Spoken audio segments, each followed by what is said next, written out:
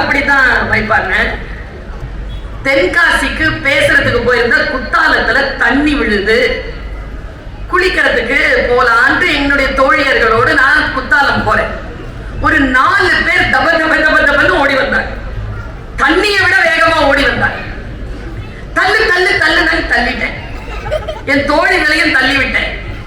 தள்ளுன அப்புறமா அந்த 4 பேரை வந்து விழுற தண்ணியோடு சேர்த்து ஒரு செல்ஃபி எடுத்தாங்க. குளிக்காம போயிட்டாங்க. எல்லாத்தையும் ஆவணப்படுத்தி என்ன பண்ண போறோம்? வாழ்க்கை என்பது வாழ்வதற்குத்தான். வாழ்கின்ற வினாடிகளை யார் ஒருவர் சரியாக பயன்படுத்திக் கொள்கிறோமோ, புரிந்து கொள்கிறோமோ, அவர்களுக்கு சாதனைகள் சாத்தியம். நான் இப்படி யோசிக்கிறேன். முஸ்லிம்களுக்கு குர்ஆன், கிறிஸ்தவர்களுக்கு பைபிள், சமஸ்கிருத மொழி புரிந்தவர்களுக்கு உபனிஷதங்கள், வேதங்கள். தமிழ் இனமாக இருக்கிறோமே நாம், நமக்கு எது வேதம்? நமக்கு திருக்குறள் தான் வேதம். இந்த திருக்குறளை கொஞ்சம் படித்து பார்த்தால், கொஞ்சம் உணர்வோடு உள் அடங்கி பார்த்தால், வாழ்க்கையில் சாத்தியங்கள், நம் சாதனை புரிவதற்கான சாத்தியங்கள் எவ்வளவு இருக்கிறது என்பது நமக்கு புரிந்து போகும். உதாரணத்துக்கு சொல்கிறேன். 1330 குறளையும் சொல்லுவதற்கான சாத்தியம் இல்லை. 2 குறட்களை சொல்கிறேன். நம்முடைய புரிதல் எப்பொழுது வித்தியாசப்படுகிறதோ வாழ்க்கை வசப்படுகிறது. இப்ப நான் ஒரு வார்த்தை பேசிக்கிட்டே இருக்கிறேன். 8 நாட்கள் புத்தகங்களையும் வச்சு ஆட்களையும் அழைத்து பேச வைக்கிறார்கள். என்ன காரணம் தெரியுமா? நான் சொல்லுகிறேன். நாம் அனைவரும் ஏதோ ஒரு சொல்லை தேடிக்கொண்டிருக்கிறோம். ஏதோ ஒரு சொல் நம்முடைய வாழ்க்கையை மாற்றக்கூடிய அந்த ஒற்றை சொல் யாருடைய உதடுகளில் ஒளிந்து கொண்டிருக்கிறது என்று தெரியாது, எந்த புத்தகத்திற்குள் மறைந்திருக்கிறது என்று தெரியாது. எவ்வளவு சீக்கிரமாக வந்து சேர்கிறதோ வாழ்க்கையில் அவ்வளவு சீக்கிரமாக மாற்றம் நிகழ்கிறது. விழிப்புணர்வு இல்லாமல் இருந்தால் நம்மை கடந்து போகின்ற அந்த சொல்லை நாம் புரிந்து கொள்வதில்லை. குர்ஆனிலே அல்-பக்ரா என்கின்ற பகுதியிலே இறைவன் பேசுகிறார். நான் உன்னை தண்டிக்க வேண்டும் என்று முடிவு செய்துவிட்டால் உன் சிந்தனைக்கு திரையிட்டு விடுகிறேன் என்கிறார். இறைவன் நம் மீது கோபமாக இருக்கிறார் என்றால் சொல் புரியாது, அவ்வளவுதான். யார் வேணாலும் சொல்லிட்டு போட்டோம், சொல் புரியாது. மீண்டும் அந்த சொல் நம்மை சுற்றி வருவதற்கு 40 வருஷம் ஆயிடும். உருப்படுறதுக்கு அந்த 40 ஆண்டு காலம் கடிந்து போயிடும். வள்ளுவர் இப்படி ஒரு வார்த்தையை சொல்லுகிறார். நான் அதை குறித்து சொல்லுகிறேன். தோன்றிற் புகழோடு தோன்றுக அகுதிலார் தோன்றலின் தோன்றாமை நன்று. என்ன பொருள்? சும்மா சொல்லுங்க, நமக்கு புரியுது இல்ல? தோன்றிற் புகழோடு தோன்றுக அகுதிலார் அப்படின்னா என்ன? பிறக்கும் போதே புகழோடு பிறந்துரு, இல்லன்னா பிறக்கிறத விட நீ பிறக்காம இருக்கிறது நல்லது. இப்படியா சொல்ற? எப்படிதானே? நான் ஒண்ணு கேட்கிறேன். நான் பிறக்கிறது என் கையில இருக்கா? நான் புகழ் புரிந்துதான் தோன்ற முடியுமா? அப்படி அல்ல. ஒரு விஷயத்தை எப்படி புரிந்து கொள்ளக்கூடாது? சமூகத்திற்கு முன்னால், உலகத்திற்கு முன்னால் நீங்கள் தோன்றுகிறீர்களா? புகழ் என்றால் தோன்றுங்கள், பழி என்றால் தோன்றாமல் இருப்பதே நல்லது. அமைதியாக இருந்து செத்துப்போங்கள் என்று பேசுகிறார் வள்ளுவர். பிரபலமாவது வேறு, புகழ் பெறுவது வேறு. பழி சுமந்தும் பிரபலமாகலாம். இன்றைக்கு எத்தனையோ பேர் பிரபலமாக இருக்கிறார்கள். அவர்கள் எல்லாம் வாழ்க்கையில் பின்பற்றக்கூடியவர்கள் இல்லை. நம் அனைவருக்கும் அவர்கள் பெயர்கள் தெரிந்திருக்கலாம். ஆனால் அவர்கள் நம் முன்னால் தோன்றுகின்ற பொழுது பழியோடு தோன்றினார்களே தவிர புகழோடு தோன்றவில்லை. தோன்றி புகழோடு தோன்றுக இப்படி பேசுகிறார். சரி, இன்னொரு குறளை சொல்லி சிந்தனைக்காகத்தான் நாம் சாதிக்க வேண்டும் என்று முடிவு செய்து விட்டோம் இல்லையா? அதனுடைய சாத்திய கூறுகள் என்னன்னு பார்க்க வேண்டாமா? ஆசைப்படலாம், தகுதி இருக்கணுமா இல்லையா? தகுதி இல்லாமல் ஆசைப்பட்டால் என்ன நடக்கும்? விபத்து தான்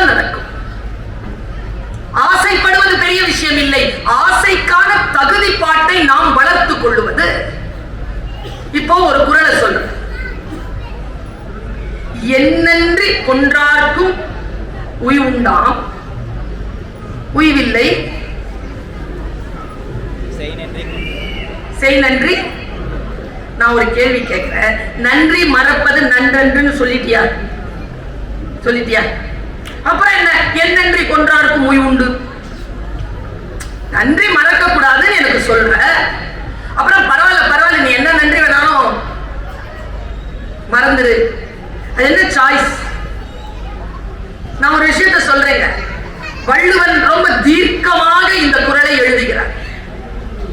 இந்த உலகத்தில் நமக்கு யார் வேண்டுமானாலும் உதவி செய்திருக்கலாம், நன்மை செய்திருக்கலாம். அந்த நன்மைகளை, அந்த நன்றியை நாம் மறக்கலாம், பரவாயில்லை. ஆனால் ஒரு நன்றியை மட்டும் மறக்கப்படாதான், செய் நன்றி. அப்போ மற்ற நன்றிக்கும் இந்த நன்றிக்கும் எல்லாமே செய்த நன்றி தான். கடைசி சொல்லில் இருக்கிறது ரகசியம், என்னன்றி கொன்றார்க்கும் உய்வுண்டாம் உய்வு இல்லை செய் நன்றி கொன்ற மகற்கு. அம்மா அப்பாவுக்கு மட்டும் துரோகம் பண்ணிடாத. அப்படி நீ துரோகம் செய்தால் அந்த தாய் தந்தைக்கு மட்டும் நீ அவர்கள் செய்த நன்றியை கொன்று விட்டால் அதற்கு உனக்கு உயிரே கிடையாது என்று பேசுவதுதான் குறள் தருகின்ற விளக்கம். ஒன்றை நாம் எப்படி புரிந்து கொள்கிறோம் என்பதுதான். பல காலமாக பேசுகிறோம். என்னுடைய அண்ணன் ஒரு 2-3 மாசத்துக்கு முன்னால ஒரு விஷயத்தை சொல்ல, இதுவரைக்கும் எனக்கு புரியாத ஒரு விஷயம். அது சாதனைகள் எப்பொழுது சாத்தியமாகும் என்றால், ஒரே கிளாஸ் தான், ஒரே டீச்சர் தான், ஒரே பாடம் தான், ஒரே தேர்வு தான், தேர்வுக்கான மெட்டீரியல் ஒண்ணுதான், கொஸ்டின் பேப்பர் ஒண்ணுதான், எழுதுற எழுதுகோள் எல்லோருக்கும் ஒன்றுதான். ஆனா ஒருத்த மட்டும் ஏன் ஜெயிக்கிறான், ஒருத்த மட்டும் ஏன் தோக்குறான்? எங்க இருக்குது? எப்பொழுது சாதனைகள் சாத்தியம்? பாருங்க, என்னுடைய அண்ணன் சொன்னார், நான் இஸ்லாமிய வகுப்பை சார்ந்தவர். யாரேனும் எனக்கு முன்னால் வந்தால் அவர்களுக்கு முகமன் சொல்லுவது வழக்கம். அப்படிதானே? என்னன்னு சொல்லுவோம்? வந்த உடனே ஒருவரை ஒருத்தர் பார்த்துக்கிட்டா சொல்லுங்க, சொல்லலாம், சத்தமா சொல்லலாம், ஒண்ணும் தப்பு. அஸ்ஸலாமு அலைக்கும் வரஹ்மத்துல்லாஹி வபரகாத்துஹு சொல்லுவோம். என்ன அர்த்தம்னா, இந்த அரபி சொல்லுக்கு அர்த்தம் என்னன்னா, வல்ல இறைவனின் பெருங்கருணையாலும் பேரருளாலும் இதோ என் முன்னால நின்றுட்டு இருக்கிறாங்க, அவங்களுக்கு சாந்தமும் சமாதானமும் ஏற்படுவதாக. சரி, இப்படி சொல்லிட்டு அண்ணன் என்கிட்ட கேட்கிறான், இது நீ யாருக்கு சொல்றன்னு கேட்டாரு என் அண்ணன். நான் சொன்னேன், இப்போ நீங்க முன்னால வந்தீங்க, உங்களுக்கு தானே சொல்றேன் சலாம். அண்ணன் சொன்னா, இல்ல நீ எனக்கு சொல்லல, வேற நீ இறைவனிடத்தில் பேசுகிறாய், அவரிடத்தில் சொல்கிறாய், இறைவா நான் இவரை சந்திக்கிறேன், இவர் மீது நீ சாந்தத்தையும் சமாதானத்தையும் ஏற்படுவதாக என்று நீ சொல்லுகின்ற சலாம் இருக்கிறதே, அது பிரார்த்தனை தவிர அது முகமன் கிடையாது என்று சொன்ன. இறைவனிடத்தில் நான் பிரார்த்திக்கிறேன், அது ஒரு பிரார்த்தனை. என் முன்னால் பேசுகின்றவர்களுக்கு, என் முன்னால் இருக்கின்றவர்கள் மீது நீ அமைதியையும் சமாதானத்தையும் ஏற்படுத்தி இறைவா என்று சொல்லுவது, அவரும் அதே பிரேயரை திருப்பி சொல்வார். ஒன்றை எப்படி புரிந்து கொள்வது? ஒன்றும் இல்ல, நான் சில தலைவர்களை பற்றி தெரிந்து கொள்ளுகின்ற பொழுது மிக முக்கியமான சில கருத்துக்கள் என்னை சேர்ந்தன. நான் உங்களோடு அதை பகிர்ந்து கொள்கிறேன் புரிதலுக்காக. ஏன் சாதனையாளர்கள், வெற்றியாளர்கள் வேறு, சாதனையாளர்கள் வேறு. சாதனையாளர்களை நீங்க பாருங்க, ரொம்ப சைலண்டா, ஆர்ப்பாட்டமே இருக்காது. ஆர்ப்பாட்டமே இல்லாத அந்த சாதனையாளர்களுடைய பின்புலம் என்ன? நான் ஒரு 6 விஷயத்தை சொல்றேன். நீங்கள் சாதனையாளர்களாக வரணுமா, இந்த 6 விஷயத்தை மட்டும் புரிஞ்சுக்கோ. 1, கிளீன் ஹேண்ட்ஸ், சுத்தமான கரங்கள், கை சுத்தமா இருக்கணும்.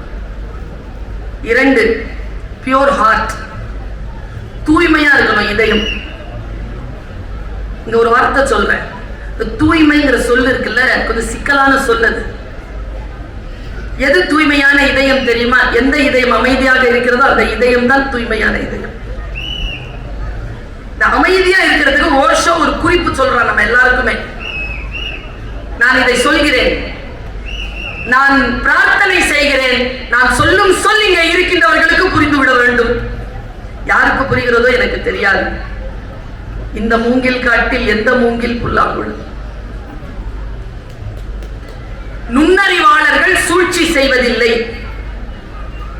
சூழ்ச்சி செய்ய நுண்ணறிவு தேவையில்லை. முட்டாள்களே சூழ்ச்சி செய்கிறார்கள். புத்திசாலித்தனமே போதுமானது. ரிப்பீட் பண்ணி பாருங்க தூங்குறதுக்கு முன்னால. முட்டாள்கள் தான் சூழ்ச்சி செய்கிறார்கள், புத்திசாலித்தனம் போதுமானது. நுண்ணறிவாளர்கள் சூழ்ச்சி செய்வதில்லை என்கிறார் ஓஷோ. தூய இருதயம். 3 இதமான சொல். இந்த இதமான சொல் இருக்குல்ல, இப்ப சொன்னாரே மைப்பா நாராயணன் திருமூல, யாவருக்குமாம் இறைவருக்கு ஒரு பச்சிலை, யாவருக்குமாம் பசுவிற்கு ஒரு வாயுரை, யாவருக்குமாம் உண்ணும் போது ஒரு கைப்பிடி, யாவருக்குமாம் பிறருக்கு இன்சொல் தானே. தர்மத்தில் சிறந்த தர்மம் இனிமையாக பேசுவது. ஒரு குறிப்பு சொல்றேன், வீட்டுல போய் யோசிச்சு பாருங்க. உடம்பில் இருந்து வெளியேறும் எல்லாம் நாற்றமானதுதான். பெற்ற தாயாக இருந்தாலும் ஒரு வயதிற்கு பிறகு முகம் சுழிப்பாள். கொண்ட மனைவியாக இருந்தாலும் முகம் சுழிப்பாள். உடலில் இருந்து வெளியேறும் எல்லாம் நாற்றமானது. ஒன்றே ஒன்றை மட்டும் முகத்தில் சுருக்கம் வராமல், சுழிப்பு வராமல், முன்னால் இருக்கின்றவர்களுடைய முகத்திலே புன்னகையை வரவழைக்கலாம் என்றால் நம்மிலிருந்து வெளிப்படக்கூடிய அந்த ஒன்று இன்சொல். இதமான சொல். இந்த இதமான சொல் இருக்கிறதே, அது சாதனையாளர்களுக்கான மிக முக்கியமான குறிப்பு. அடுத்து சொல்றேன், சவுண்ட் மைண்ட், விசாலமான அறிவு. சிறியன சிந்தியாதிருத்தல். சின்ன விஷயங்களை நிறைய ரொம்ப போட்டு தமிழ் சொல்லி தருகிறது. பெரியோரை வியத்தலும் இளமே, சிறியோரை இகழ்தல் அதனினும் இளமே, அப்படி தூக்கி போட்டு போயிருச்சு. விசாலமான அறிவு, வைஸ் விஷன், தீர்க்கமான ஞான பார்வை, பெரிய பார்வை. What is the biggest problem of life? Thinking too small. ரொம்ப சின்னதா யோசிக்கிறது தான். பெருசா யோசிங்களேன். யோசிக்கிறீங்க தானே, ஏன் துணுண்டு யோசிக்கிறீங்க? யோசிக்கிறது தானே. விசாலமா யோசிங்களேன், ஞானமா யோசிச்சு பாருங்களேன். பெருசா யோசிங்களேன். யார் தடை செய்தார்? ஒரு படம் போட்டுதான் ஒரு ஓவியம். பெருங்கடலில் இருந்து புறப்படுகின்ற ஒரு தங்க பெரிய மீன் ஒரு சிறிய கண்ணாடி குடுவைக்குள் போய் தன்னை ஈடுபடுத்திக் கொள்ள துடிக்கிறது. நாம் செய்யக்கூடிய மாபெரும் பிழையே அதுதான். சிறிய விஷயங்களில். இன்னொரு விஷயம் சொல்லவா? 6வது, உறுதியான கால்கள். கால்கள் உறுதியா இருக்கணும். இங்க குழம்புச்சுன்னா ஃபர்ஸ்ட் தடுமாறுறதே கால் தான். கால் உறுதியா இருக்கணும். அதனால்தான் நடையில் நின்று உயர் நாயகன் என்று சொன்னான் ராமனை கம்பன். நடை அப்படி இருக்கணும். நடை என்றால் ஒழுக்கம், கால்களோடு தொடர்புடையது. சாதனையாளர்கள் இப்படித்தான் இருக்கிறார்கள். நம்மில் பல பேர் செய்கின்ற பிழை என்ன தெரியுமா? ஏன் சாதனைகள் தள்ளி போகின்றன? நான் இப்படி சொல்றேன், நான் இதை பல்வேறு நிலைகளில் சொல்லிக் கொண்டிருக்கிறேன். இன்றைக்கு பேரன்பின் காரணமாகவும் பெருங்கருணையின் காரணமாகவும் மறுபடியும் என் உறவுகளுக்கு நான் இதை சொல்லுகிறேன். 1296 வாக்கில் பிறந்த, இஸ்தான்புலில் பிறந்த மெய்ஞானி ஜலாலுத்தீன் ரூமி மஸ்னவி என்கின்ற மாபெரும் ஆக்கத்தை படைத்தார். கவிக்கோ அப்துல் ரஹ்மான் அவர்கள் இறைவனடி சேருவதற்கு 28 நாட்களுக்கு முன்னால் என்னை தொலைபேசியில் தொடர்பு கொண்டு அவர் இல்லத்திற்கு வரவழைத்து, நீ ஒரு புத்தகத்தை வாங்கி படிக்க வேண்டும், இது என்னுடைய ஆசை என்று சொல்லி நாளை காலை உன் வாசலுக்கு வரும் 1800 ரூபாய் கொடுத்து அதை வாங்கிக் கொள் என்று பணித்தார். வீடு கனவு தட்டப்பட்ட அடுத்த நாள் காலை 10 மணிக்கு பார்த்தால் 6 கொண்ட மஸ்னவியை எடுத்துக்கொண்டு ஒரு அன்பர் என் வீட்டு வாசலில் நின்றார். அடுத்தவர்களோடு பேசுகின்ற பொழுது நம்முடைய புத்தியை நாம் சுத்திகரித்துக் கொள்ள வேண்டும் என்று நினைத்த அந்த மாபெரும் ஞானி எனக்கு வழிகாட்டினார். நீ மஸ்னவி படி, படித்து தெளிவாக இருந்ததற்கு பிறகு அடுத்தவர்களிடம் பேசு. மஸ்னவியை படிக்கிறேன். ரூமி இப்படி ஒரு அற்புதமான வார்த்தையை 2 சொற்களை சொல்லுகிறார். 6000 விஷயங்களை சொல்லுவதற்கு வாய்ப்பில்லை. ஒரு நேரம் வரட்டும், நான் மஸ்னவியை பற்றி மட்டுமே பேசுகிறேன். மஸ்னவி குறித்து நான் படித்து வியந்த 2 செய்திகள். கொய்யா மரத்தில் இருந்து இறங்கு, நீ பார்க்கும் உலகம் அது அல்ல.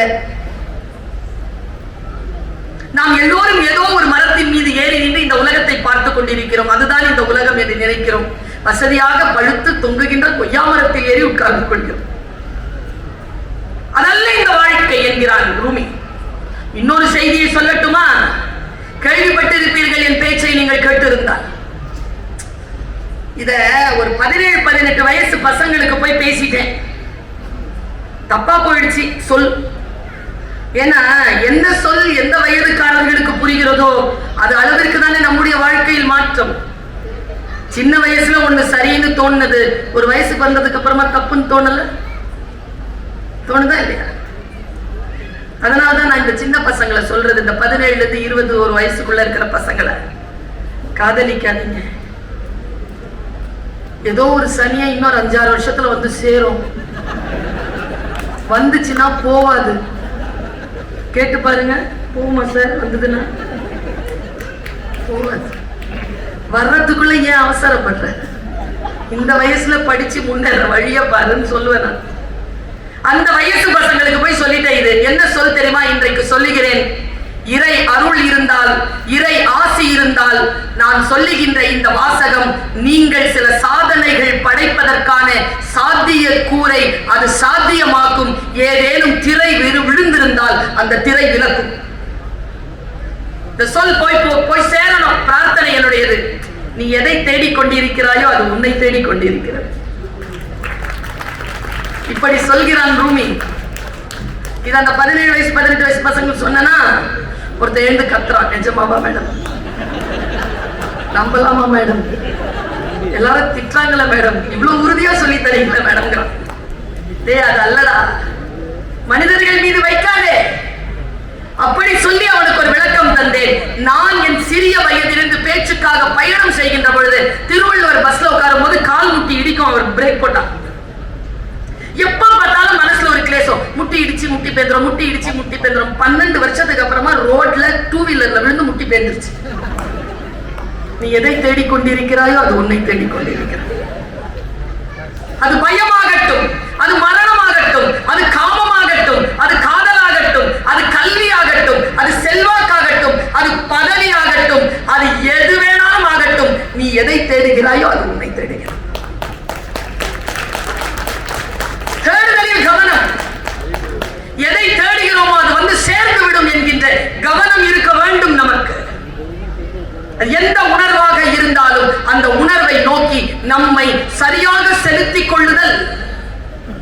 நான் ஒரு செய்தியை சொல்றேன். ரொம்ப ஆச்சரியமான ஒரு செய்தி.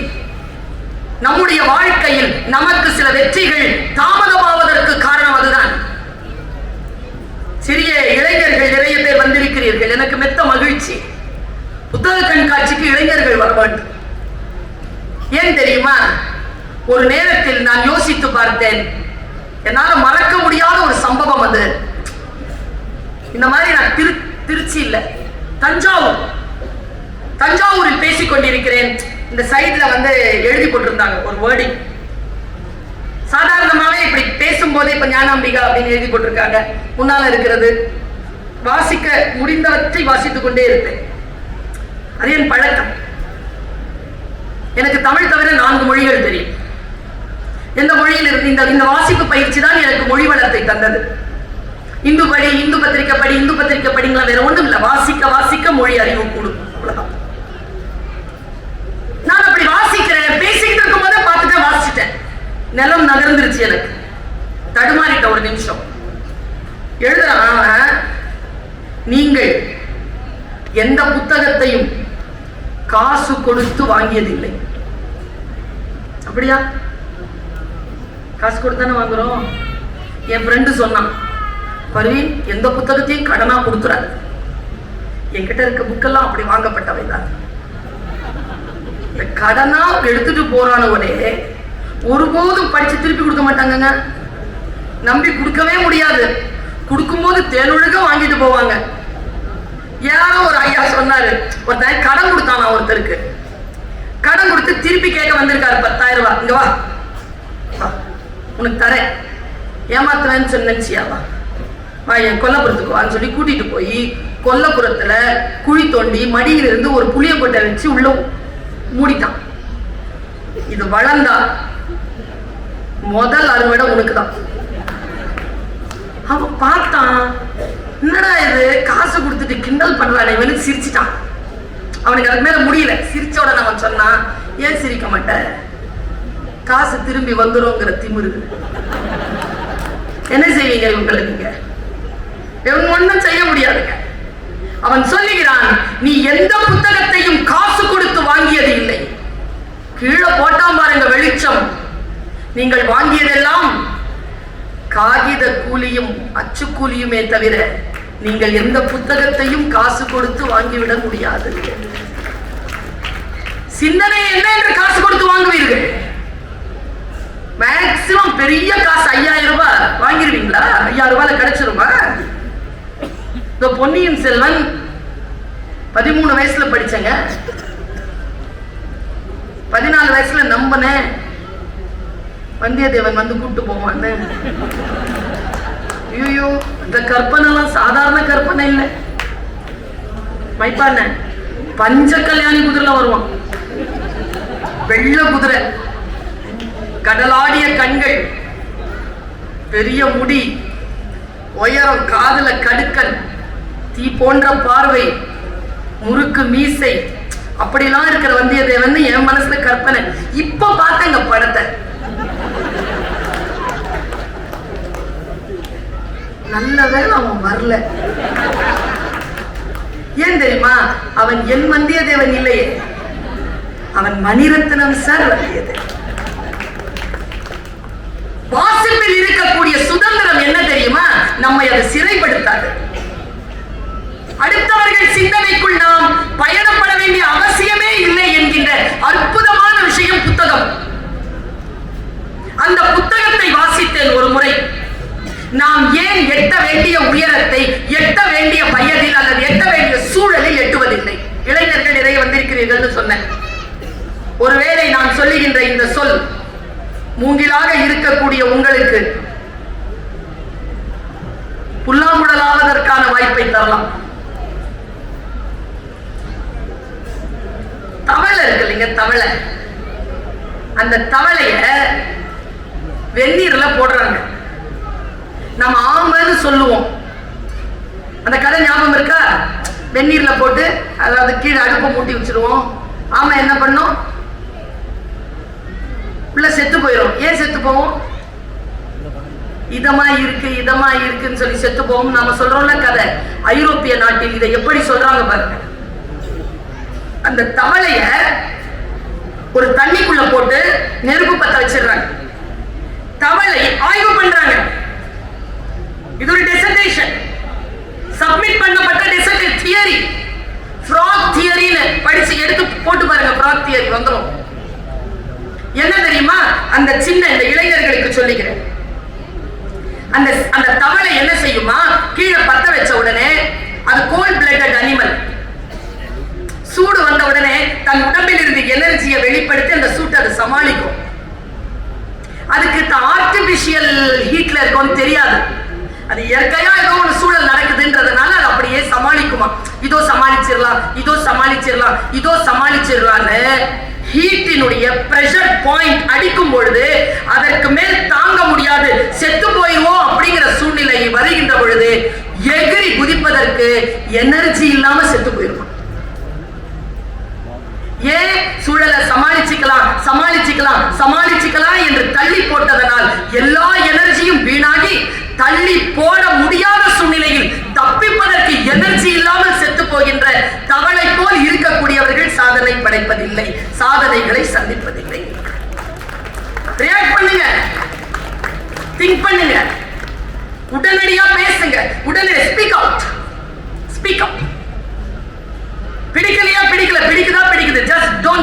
when you want to say yes. சாதனையாளர்களுடைய ஸ்ட்ராட்டஜி இதெல்லாம். பல பேர் நாம என்ன செய்யறோம்னா நம்முடைய வாழ்க்கையில் நாம் சந்திக்கக்கூடிய சில சிந்தனைகளோடு நின்று போகிறோம். அதனால் தான் இந்த புத்தகங்கள். எனக்கு ரொம்ப மகிழ்ச்சியான ஒரு விஷயத்தை சொல்லிட்டு நான் இன்னொரு 2-3 விஷயத்தை சொல்லிட்டு போறேன். காலச்சூழல் காரணமாக அல்லது தன்னுடைய மனநிலை கட்டுப்படுத்த முடியாத சூழ்நிலை காரணமாக, புறச்சூழலோ அகச்சூழலோ காரணமாக குற்றம் இழைக்கக்கூடிய சூழலில் சிக்கிக் கொண்டவர்கள் சிறை தண்டனை அனுபவிக்கிறார்கள். எங்க ஐயா தோழர் தியாகு சொல்வர், சிறைக்கு போவதே தண்டனையே தவிர தண்டனை பெறுவதற்காக சிறைக்கு போவதில்லை. சிறைக்கு போறதே தண்டனையாதான். உற்றார் உறவினர்களிடமிருந்து, அன்றாட வாழ்க்கையில் இருந்து, நண்பர்களிடமிருந்து, உலகத்திலிருந்து உன்னை தனிமைப்படுத்துகின்ற ஒரு விஷயம் தான் சிறை. அது உள்ள போய் எந்த ஒரு தண்டனை அனுபவிக்க வேண்டிய அவசியம் கிடையாது. அதுவே தண்டனை தான் என்று சொல்லுவார் தோழர் தியாகு. இன்றைக்கு நம்மோடு வசித்தவர்கள் கால சூழ்நிலை காரணமாக, அகம் புறம் காரணமாக சிறையில் இருக்கிறார். அவர்கள் தன்னுடைய வாழ்க்கையை வெளிச்சமாக்குவதற்காக, தான் செய்த சில விஷயங்களை நின்று நிதானிப்பதற்காக அவர்களுக்கு சில சூழல் தேவைப்படுகிறது என்றால், பெரியவர்கள் எல்லாம் சூடி முடிவெடுத்திருக்கிறார்கள், சிறை கைதிகளுக்கு நல்ல புத்தகங்களை கொடுப்போம். இதோ போட்டிருக்கிறார்கள், புத்தக தானம் செய்வீர். அந்த என்ன கடை நம்பர்னு பார்த்துக்கோங்க. அந்த டிஎஸ்பி வந்து என்னிடத்தில் பேசிவிட்டு போனார். 286 கடையன். அங்கே உங்களுக்கு ஏதேனும் இந்த புத்தகத்தை வாசித்தால் ஒருவனுடைய வாழ்க்கையில் வெளிச்சம் வரும், அவன் அமைதி பெறுவான் என்று நீங்கள் யோசித்தால் அந்த புத்தகத்தை அங்கே போய் நீங்கள் தானமாக கொடுக்க. வாழ்க்கை, நான் ஒரு விஷயம் சொல்றேன், யாருக்குமே வெற்றி என்பது உத்தரவாதம் கிடையாது. சாதனை என்பது யாருக்கும் உத்தரவாதம் கிடையாது. நான் சொல்லுகிறேன், யாருக்குமே வெற்றி என்பது உத்தரவாதமாக வருவதில்லை. எது வருகிறது? வாய்ப்பு தான் வருகிறது. வாய்ப்புகளை யார் ஒருவர் சரியாக பயன்படுத்திக் கொள்கிறோமோ அவர்கள் உத்தரவாதமான வாழ்க்கைக்குள் நுழைகிறார். நாம் பெறுகிறோமா? நாம் வாய்ப்புகளை சரியாக பயன்படுத்துகிறோமா? பல நேரங்களில் நாம மிஸ் ஆகிற விஷயமே அங்கதாங்க மிஸ் ஆகும். நான் இன்றைய இளைஞர்களுக்கு ஒரு செய்தி சொல்கிறேன். சிறிய வயதில் இருந்து நமக்கான நீதி கதைகள், நமக்கான விஷயங்கள் எல்லாம் வேற. பாருங்களேன், இந்த கொல்லிக்கட்டை இருக்குல்ல, இது கொல்லிக்கட்டைன்னு பேர் வச்சிருக்கிறது, நமக்கு நம்ம வச்சுக்கிற தீ. இதை வச்சுக்கிட்டு பண்ற அலம்பல் இருக்குது ஆட்கள். ஒரு கவிதை படிச்சேன், குழந்தையை காணோம் என்று திருவிழாவில் தன் குழந்தையை தொலைத்துவிட்டு காவல் நிலையத்தில் புகார் கொடுக்க வந்த பெண்ணின் கையில் பத்திரமாக இருந்தது அவள் அலைபேசி. எதன் மீது கவனம்? கவனம் பயங்கரமா இருக்கு இது மேல. இதை நான் கொண்டு வந்தேன்னா என் காலேஜ்ல நான் தான் கங்காணி புடிச்சு வச்சுக்குவேன். 500 ரூபா யாரும் திருப்பி வந்து வாங்க மாட்டாங்க. நிறைய அந்த மாதிரி 17-18 புடிச்சு வச்சேன். ஏன்னா காலேஜ்ல அது டிஸ்டர்பன்ஸ் ஆகுது. அப்புறமா கொரோனான்னு ஒரு காலம் வந்தது. ஒவ்வொரு கிளாஸா போய்மா ஆண்ட்ராய்டு போன் வாங்குமா, அப்படியும் காலம் சொல்ல வைத்தது. நான் யோசிச்சு பாக்குறேங்க, இது செய்யக்கூடாது என்று சொல்ல, இப்படி சொல்ல எழுதிட்டு போங்க. தந்தை பெரியார் தான் கடைசியா மருந்து அதுதான், போய் நிக்கிற ஆஸ்பத்திரியா அதுதான், ஆபரேஷன் தியேட்டரும் அதுதான், கடைசியா கிடைக்கிற பிரிஸ்கிரிப்ஷனும் அதுதான். பெரியார் திருவள்ளுவருங்க 2 தாங்க நம்ம அடையாளம், எழுதி வச்சுக்கோங்க. இந்தியாவுக்கு அம்பேத்கர் 3 தான். என்ன வேணாலும் பேசிக்கோங்க, இடையில எது வேணாலும் பேசிக்கோங்க, 3 தான் அடையாளமே. சமநீதிக்காக இது 3 தான் அடையாளம். தந்தை பெரியார் சொல்வார், எதை ஒழிக்க முடியாதோ அதை முறைப்படுத்துங்கள். எதை ஒழிக்க முடியாதோ அதை முறைப்படுத்து. என் தகப்பனார் மரணம் அடைகின்ற அந்த வினாடியில் 7 மணிக்கு சொல்றார், 7:30 மணிக்கு அவருடைய வாய்ஸ் முடிஞ்சது, 10 மணிக்கு உயிர் பிரிஞ்சிருச்சு. மரணம் அடைகின்ற தருவாயில் அவர் சொன்னது, காலத்திற்கு பயந்து கொள். காலத்தின் இயல்பு எப்பொழுது மாறும் என்று தெரியாது. காலமே இரவு, காலமே பகல். காலத்தை வெல்ல முடியாது. வெல்ல வேண்டும் என்று முடிவு செய்து விட்டால் நீ காலப்போக்கில் சமாதானம் செய்து கொள். சமாதானம் தான் வழி. எதிர்த்து நிற்கிறது இல்ல வழி. சமாதானம் செய்து கொள். எதை ஒழிக்க முடியாதோ அதை முறைப்படுத்து என்கின்ற அந்த தந்தை பெரியாரின் சொல்லை நான் யோசித்து பார்க்கிறேன். எப்படி முறைப்படுத்துவது? நம்முடைய வாழ்க்கையை யார் முறைப்படுத்துவது? யாரோ ஒருவர் சிந்திக்கின்ற சிந்தனையிலா நம்முடைய வாழ்க்கை முறைப்படும்? கிடையாது. நமக்கென்று சிந்தனை இருக்கு இல்லையா? நமக்கென்று கற்பனை இருக்கு இல்லையா? நமக்கென்று சுவாசம் இருக்கு இல்லையா? அந்த சுவாசத்தோடு நாம் எப்படி சரியான விகிதாச்சாரத்தில் மேலே ஏறுவது? இப்படி சொல்கிறேன் பாருங்க. சின்ன வயசுல இருந்து நமக்கு ஒரு கதை சொல்லி இருப்பாங்க. அது சிலபஸ்லயே இல்ல, எல்லாருக்கும் தெரியும். காக்கா கதை இல்லையா? இந்த காக்கா கதை பத்தி நான் ஏற்கனவே பேசிட்டேன். இன்னைக்கு பேச போறது அது இல்ல. இங்கிலீஷ் மீடியம் இதெல்லாம் 90 ஆஃப்டர் 90 சில்ட்ரன் தான் இங்க நிறைய பேர் வந்திருக்கிறீங்க. ஆஃப்டர் 90 கிட்ஸ் எல்லாம் உங்க எல்லாருக்குமே தெரிஞ்ச கதையை சொல்றேன். எப்பவுமே என்ன பண்ணுங்கன்னா, lateral thinking, analytical thinking, critical thinking, இந்த மூணுத்துக்குள்ள போங்க. என்ன பாயிண்ட் வந்தாலும் புத்தன் சொல்றாங்க. அவர் சொன்னார்ல, புத்தன் சிறந்தவன், ஆண்டாள் அவனை விட சிறந்தவன் சொன்னார்ல. எனக்கு புத்தன் சிறந்தவனாக தெரிகிறான். ஏன் சொல்றேன் பாருங்க. புத்தன் சொல்றான், இஸ் a teacher. புத்தன் காட்டிய வழியில் உன்னை நடக்க ஒட்டாதபடிக்கு புத்தனே வந்தால் நீ அந்த புத்தனை கொலை செய்யலாம். இப்படி யாருங்க சொல்ல முடியும்? புரிஞ்சுதா? வேகமா சொல்லிட்டேனா? புத்தன் காட்டிய வழியில் நீங்கள் நடக்க ஒட்டாதபடிக்கு புத்தனே வந்து நின்று தடை செய்தால் நீங்கள் அந்த புத்தனையே கொலை செய்யலாம். புத்தம் சரணம் கச்சாமி, விட அவனை. சங்கம் சரணம் கச்சாமி, விடு சங்கத்தை. தம்மம் சரணம் கச்சாமி, தர்மத்தோடு நில் என்று சொன்னவன் புத்தன். நாம் தர்மத்தோடு நின்று கிரிட்டிக்கலா திங்க் பண்ணுங்க, அனலிட்டிக்கலா திங்க் பண்ணுங்க, லேட்டரலா திங்க் பண்ணுங்க பாப்போம். எதுவாக இருக்கட்டும். நான் இப்படி திங்க் பண்ணதுனால தான் சில வெற்றிகளை அடைந்திருக்கிறேன். என்னுடைய டீச்சர் எப்ப பார்த்தாலும் என்ன சொல்லுவாங்க, ரொம்ப அழகா வேற இருப்பாங்க அந்த டீச்சர், கெமிஸ்ட்ரி டீச்சர்.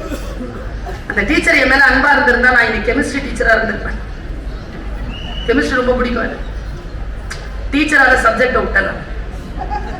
எப்ப பார்த்தாலும் என்ன பார்த்து இப்படி சொல்லுவாங்க, எரிச்சலா இருக்கும், உட்பட மாட்டேன் அப்படின்னு பண்ணி தந்துட்டு. அந்த மாதிரியான டீச்சர்ஸை பார்த்துதான் நான் டீச்சரே ஆனேன். என் கிளாஸ்ல இது வரைக்கும் யாரும் ஃபெயில் ஆனதில்லை. ரெக்கார்டு ஃபெயிலாக விட்டதில்லை. அதான் ரெக்கார்டு. ரெண்டுத்துக்கும் வித்தியாசம். உருப்பட மாட்டாங்களா? இந்த அம்மா எப்படி ஜெயிக்கிறதுன்னு பார்த்தேன். எப்படி ஜெயிச்சேன் தெரியுமா? அவங்க ரிட்டையர் ஆகிறதுக்குள்ள அந்த ஸ்கூலுக்கு சீஃப் கெஸ்டா போயிட்டு வந்துட்டேன். அவ்வளவுதானே செய்ய முடியும். வேற எப்படி திங்க் பண்றது? இப்படிதான் திங்க் பண்ணுவார். பவா செல்லதுரை வந்திருக்கிறார். பவா சொல்லுவார், கிழிந்த பாயில் படுக்க வைத்துக் கொண்டு என் அம்மா எனக்கு பறக்கும் கம்பளங்களை பற்றி கதை சொல்வாள். என் அம்மாவின் கதைகளில் கிழிந்த பாய்கள் வந்ததே இல்லை என்று சொல்வார். பவா அண்ணன், என் தாயின் கதைகளிலும் கிழிந்த பாய்கள் வந்ததில்லை, அதனால் தான் நான் இப்பொழுது பறக்கும் கம்பளத்தில் இருக்கிறேன். உண்மை அதுதான். எப்படி ஒன்றை வித்தியாசமாக சிந்திப்பது. நான் இதை ஒரு 100 மேடையில சொல்லியிருக்கேன். இங்க இருக்கக்கூடியவர்களுக்கு அது தெரியும். என் தாய் சொன்ன வார்த்தை நினைவுபடுத்துவதற்காக சொல்லுகிறேன். அல்லது தெரியாதவர்கள் தெரிந்து கொள்ளுங்கள் பிள்ளையை எப்படி வளர்ப்பது. என் அம்மா சொல்லுவாங்க, உலகத்துல எங்க போனாலும் சுல்தானா, கடல் இருந்தா கால் நினைச்சிரு, பாதத்தை நினைச்சிரு. ஏம்மான்னு கேட்ட அம்மா தந்த பதில், உன் காலை தொட்ட தண்ணி உலகமெல்லாம் சுத்தம். சின்ன பாருங்க. புலந்த் என்ற ஒரு சொல் இருக்கு உருதுல. बुलंदी खुदी को कर बुलंद इतना हर तकदीर से पहले खुदा अपने बंदे से खुद पूछे बता तेरी रजा क्या है. என்ன அர்த்தம்? எப்படி விஸ்வரூபம் எடுத்து நில் என்றால் உன் விதியை எழுதுகின்ற இறைவன் கூட உன்னிடத்தில் வந்து கேட்க வேண்டும், சொல் பக்தனே உன் விதியை நான் எப்படி எழுத. அப்படி இல்லைங்களே உயர்ந்து. அப்படி நிக்கிறதுனா என்னன்னு சொல்லிட்டு போறேன்.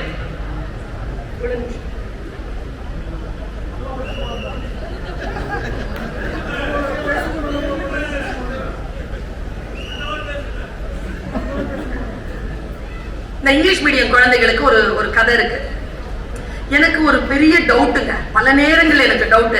சில பேர் சில முன்முடிவுகளோடு சொல்லிடுறாங்களா, அது நீதி கதையாயிருது.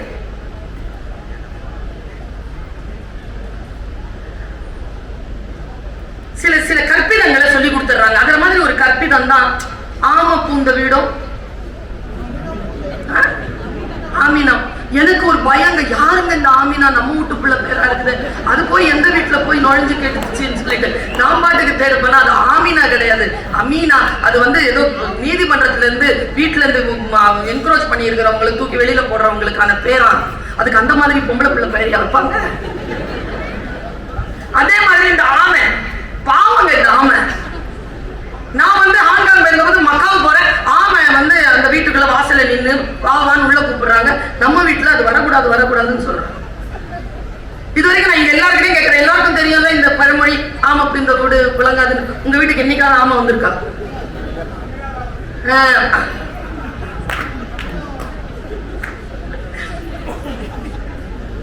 ஆமினா வந்திருக்குதான் அவருக்கு.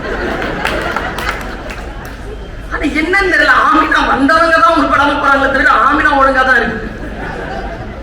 யோசிச்சு பாக்குறேன், இந்த ஆமை இருக்குல்ல, உண்மையிலேயே சூப்பர் மேட்டருங்க. ஆமை வீட்டுக்கு வராதுன்னு சொல்றதும் அதுக்கு தெரியாது, வீட்டுக்கு வான்னு சொல்றதும் அதுக்கு தெரியாது. அப்படிதானே? இப்ப பாம்பு சில பேருக்கு சாத்தான், சில பேருக்கு சாமி. தன்னை சாத்தானும் சாமினும் சொல்லிட்டு இருக்குதுங்க. இதுங்கெல்லாம் அதுக்கு தெரியுமா? பாம்புக்கு தெரியுமா? நாம தான் கற்பிதங்கள். நம் கற்பிதங்களுக்கு மேல் நாம் ஏறிக்கொண்டு அடுத்த தலைமுறைக்கும் அதை கட்டமைத்துக் கொண்டே தருகிறோம்.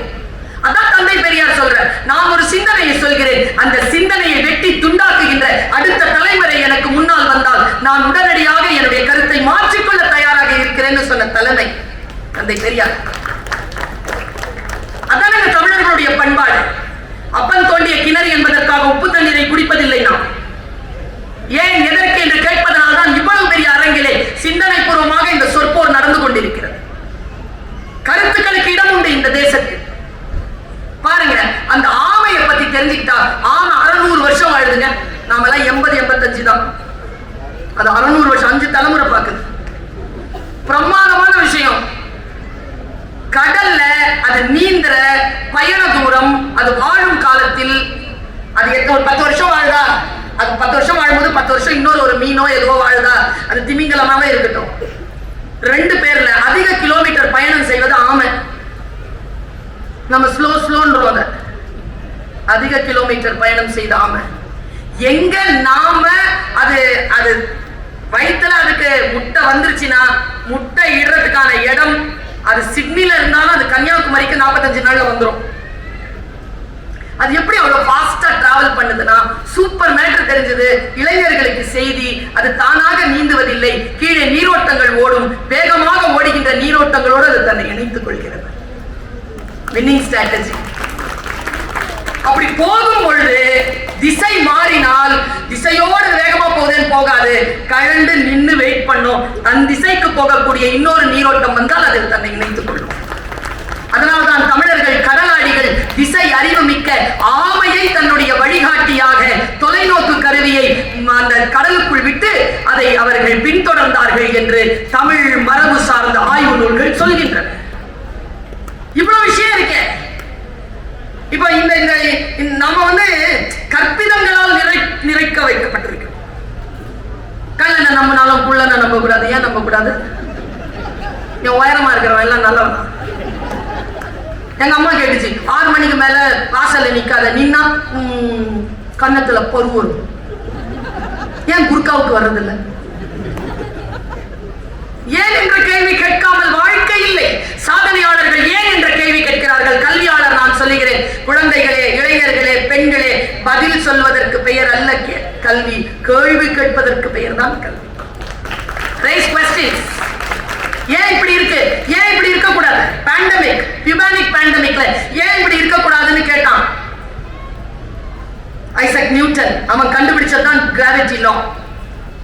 அதான் அந்த பியூபானிக் பேண்டமிக்ல குவாரண்டைன் அவன் இருக்கும் பொழுது கண்டுபிடித்த லா ஃபார்முலா. எதையும் அடுத்த பக்கத்துக்கு பாருங்க. இப்படி சொல்லிவிட்டு போகிறேன். Not to read in between lines. Not to read read in between words.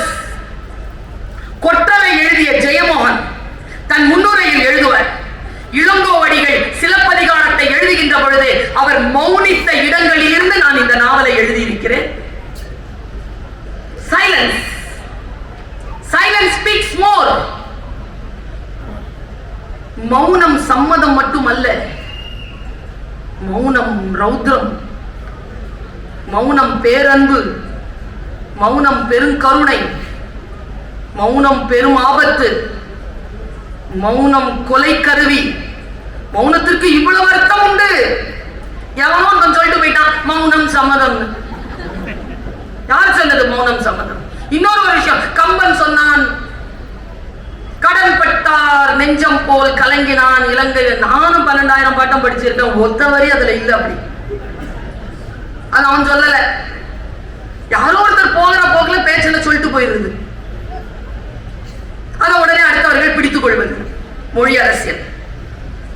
சிந்தனையை எப்படி நீங்கள் செலுத்த வேண்டும் என்பதற்காக சொல்லுகிறேன்.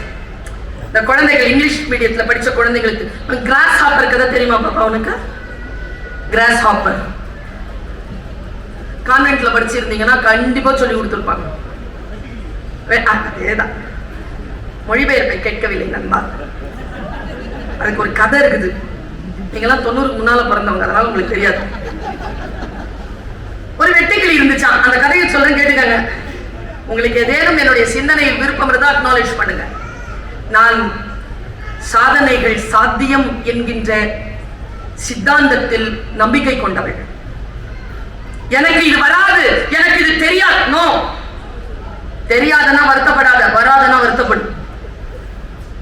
வராதுன்னு ஒண்ணும் கிடையாது இந்த உலகத்துல. தெரியாதுன்னு 1000 விஷயங்கள் இருக்கு.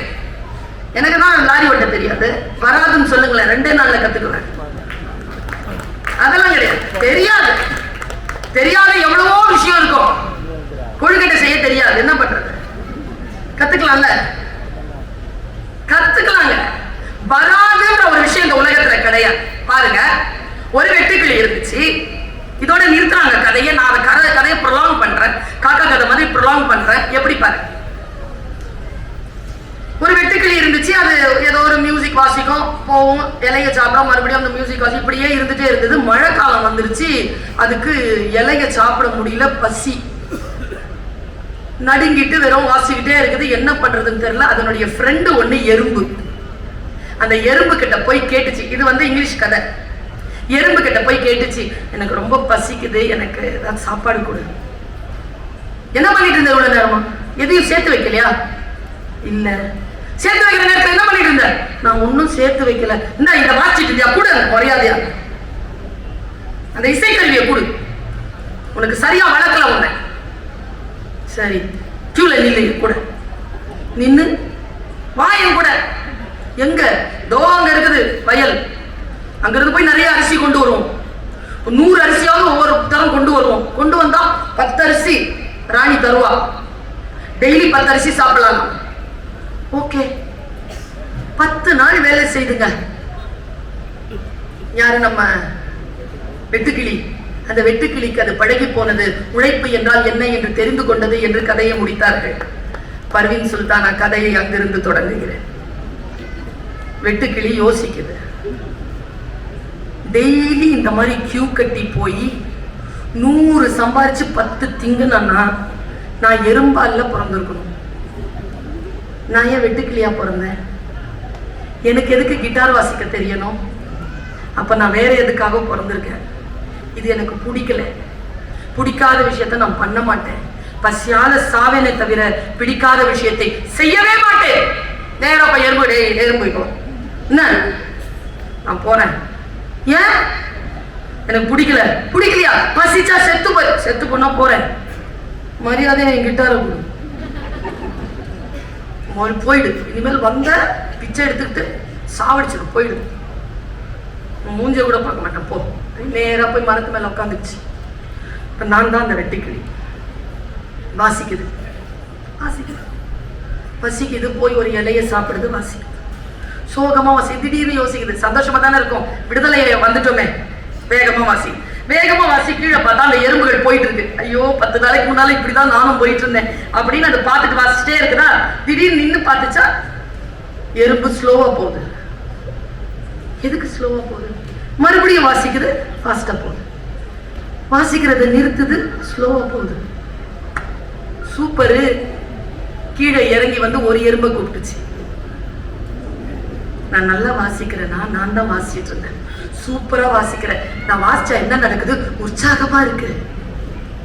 அப்படியா? எவ்வளவு சம்பாதிக்கிற ஒரு நாளைக்கு? 10. எனக்கு 1 தரியா, உனக்காக வாசிக்கிறேன். ஓ எஸ், ஒன்னும் பிரச்சனையே இல்லை, தரேன். என்னுடைய உடல் உழைப்புக்கு என் களைப்பு நீங்குவதற்காக நீ பாடினால், நீ வந்து இசைக்கருவி இசைத்தால் அதுக்கு 1 ரூபாய் கூலி தானே தரேன் அப்படின்னுச்சு. அந்த மாதிரி 10,000 எறும்போடு பேச்சுவார்த்தையை முடித்தது வெட்டுக்கிளி.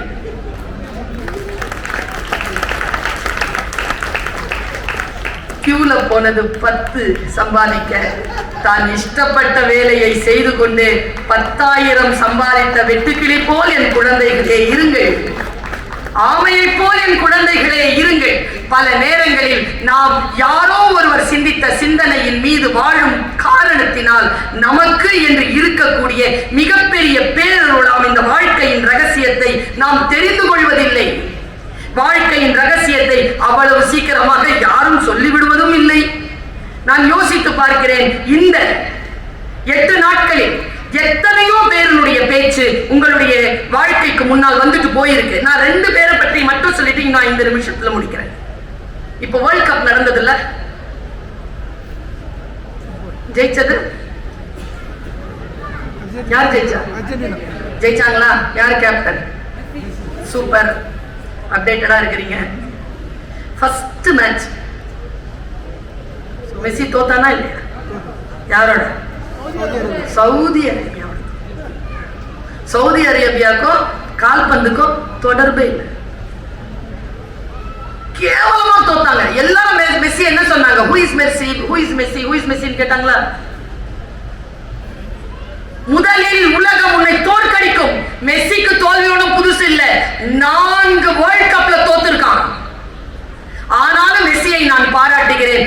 தோற்றாலும் அந்த ஜெயிக்கிறேங்கிற அந்த ஒரு கப் இருக்குல்ல, அதை எட்டுவது வரைக்கும் நான் ஓய மாட்டேன் என்று சொல்லுகின்ற மெஸ்ஸி நம் எல்லோருக்கும் ஒரு நல்ல எடுத்துக்காட்டு. ஜெயிச்சாங்க கடைசியா. அவன் முத்தமிட்டு இருக்கிறான். அந்த வேர்ல்ட் கப்பை அவன் தான் போட்டான் எல்லா கோலையும். முத்தமிட்டு இருக்கிற இந்த பெனால்டி ரவுண்ட்ல அவன் பண்ண விஷயங்கள், அந்த வேர்ல்ட் கப் அவன் முத்தமிட்ட அந்த போட்டோ தான் இன்ஸ்டாகிராம்ல ரொம்ப ஃபேமஸ். அவன் எத்தனையோ வேர்ல்ட் கப்ல அவன் தி பெஸ்ட் பிளேயர் அவார்டு வாங்கியிருக்கான். ஆனால் தன் நாடு ஜெயித்த பொழுது அவன் அடைந்த சந்தோஷத்தின் எல்லை எப்படி தெரியுமா காட்டினாங்க? அவன் அந்த கப்பை வச்சுட்டு தூங்கிட்டாங்க பெட்ல. அப்படி ஒரு காட்சி வந்தது. மெஸ்ஸி எப்போ பார்த்தாலும் பேட் கர்ஸ்ட் பிளேயர் அப்படின்ற ஒரு பெயர் பெற்றவன். அவன் 18வது அந்த 2018 அவன் ரிட்டையர்மெண்ட்டுக்கும் கொடுத்துட்டான். இருந்தாலும் அந்த நாடு அவனை பிடித்து கேட்ட காரணத்தினால் வந்து அந்த கப்பை தன்னுடைய நாட்டுக்கு கொண்டு போய் கொடுத்தான் பாருங்கள. மெஸ்ஸிய பாத்துக்கோங்க. சும்மா அவனுடைய ஜெர்கினை அந்த ஜெர்சியை போட்டுக்கிட்டு பின்னால 10ன்னு எழுதுறது இல்லை. அது இல்ல ஃபாலோ பண்ணுறது. ஃபாலோ பண்ணுறது வேற. ஃபாலோ பண்ணுறது அவனுடைய ஆட்டிடியூட பாருங்க. இன்னொரு ஒருத்தனை சொல்றேன் இதே மாதிரி. 2 பேரும் ரைவல்ஸ். அவன் ஜெயிக்கவே இல்லை. போர்ச்சுகல்ல சார்ந்தவன் ரொனால்டோ. அவன் நம்பர் 7. அவனுக்கு என்ன அவமானம் நடந்தது தெரியுமா? மொராக்கோவோட அவன் தோத்தான். அந்த நாடு தோத்தது. இந்த 11 பேர்ல அவன் இல்லைங்க பிளேயரா. எவ்வளவு பெரிய ஒரு மெஸ்ஸிக்கு இணையா இருக்கிற ஒரு ஆளுங்க அவனை விளையாடவே விடல, தோத்தான். ஆனா நான் அவனை எங்க தெரியுமா பாராட்டுறேன்? அந்த வேர்ல்ட் கப் அர்ஜென்டினா ஜெயிச்சிருச்சு, தான் தோத்துட்டாங்க நினைச்ச உடனே அவன் வந்து பிளேன் ஏறி போறாங்க ஸ்பெயின். போயிட்டு அவன் இறங்கி தன்னுடைய இடத்திற்கு போய் அடுத்த நாளே பிராக்டிஸ் ஆரம்பிச்சாங்க. அவன் அங்க நிக்கிறாங்க ரொனால்டோ. ஏன்னா 10 நாள்ல அல் நாசர் அப்படிங்கிற ஒரு மிகப்பெரிய நிறுவனம் அவரை சைன் பண்ணியிருக்கு. நான் சொல்றேன், மெஸ்ஸியை விட அதிகம் சம்பாதிக்கிற மிகப்பெரிய பிளேயர் ரொனால்டோ. ரொனால்டோவை பற்றி மெஸ்ஸி சொல்றான். மெஸ்ஸியோனுடைய பிள்ளை ரொனால்டோனுடைய பிள்ளை மெஸ்ஸியை பார்த்து வளர்றான். ரெண்டு பேருமே அவ்வளவு திக் ஃப்ரெண்ட்ஸா இருக்காங்க. ஆனா ரெண்டு பேரும் ரைவல்ஸ். ஒரு ஸ்போர்ட்ஸ்னா என்ன, ஒரு நாகரிகம்னா என்னன்றதை நம்ம மெஸ்ஸி கிட்டையும் ரொனால்டோ கிட்டையும் தெரிஞ்சுக்கணுங்க. மெஸ்ஸி கிட்ட கேட்கறாங்க, யார் இந்த உலகத்திலேயே உன்னை கவர்ந்த பிரமாதமான ஒரு பிளேயர்? கேட்டுட்டு இன்டர்வியூர் கேட்டான், தயவு செய்து உங்க பேரை சொல்லிடாதீங்க. உடனே ஒரு 10 பேரை சொன்னான், அதுல ரொனால்டோ பேர் இல்ல. கடைசியா கேட்டான், நீங்க ரொனால்டோ பேரை சொல்லுவீங்கன்னு நான் எதிர்பார்த்தேன், நீங்க கரெக்டா அவர் பேரை சொல்லாம கடந்து போயிட்டீங்க. உடனே மெஸ்ஸி தந்த பதில் என்ன தெரியுமா? தி பெஸ்ட் பிளேயர் சொன்ன உடனே, என்னை பற்றி நான் சொல்லக்கூடாது என்பதனால் நான் என்னோடு அவனையும் சேர்த்து அழைத்து கொண்டு போய்விட்டேன். ஜெயிக்கிறதுனா அப்படி இருக்கணுங்க. ஜெயிக்கிறதுங்கிறது வெறி கிடையாது, சாதனைங்கிறது வெறி கிடையாது. நம்முடைய வெற்றியில் அடுத்தவனுடைய தோல்வியே இல்லை என்ற அளவிற்கு நம்முடைய வெற்றியை அனைவரும் கொண்டாட வேண்டும். இப்படி சொல்லி நான் நிறைவு செய்கிறேன். சிகரம் என்பது மிக உயரம். சிகரத்தின் உயரத்தை தொடுவது என்பது ஒரு கலை, ஒரு மிகப்பெரிய ஆசீர்வாதம். நான் உங்களுக்கு ஒரு ரகசியத்தை சொல்லுகிறேன். சிகரம் தொட்ட மனிதர்கள் யார் தெரியுமா?